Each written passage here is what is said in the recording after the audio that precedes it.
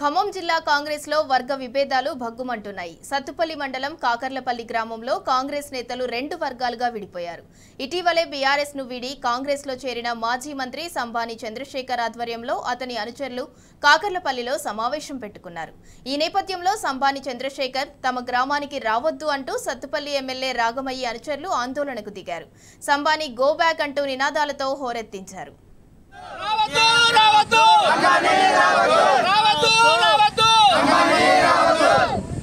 సంబంధం లేదా?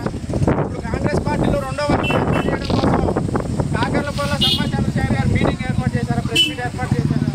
ఆ విషయంగా మేము తెలుసుకున్నాం. సంబాని గారు నిలదీద్దామనే ఉద్దేశంతో ఇక్కడ ఏర్పాటు అవ్వడం జరిగింది. మేము ఎన్నో ఇబ్బందులు ఎదుర్కొని మొన్న జరిగిన ఎలక్షన్లో ఎన్నో కష్టాలు పడి కాంగ్రెస్ పార్టీని అధికారంలో తీసుకొచ్చినాం. నియోజకవర్గంలోనే అత్యధిక మెజార్టీ ఇచ్చిన ఊరు కాకర్లపల్లి. ఈ కాకర్లపల్లిలో ప్రెస్ మీట్ పెట్టడం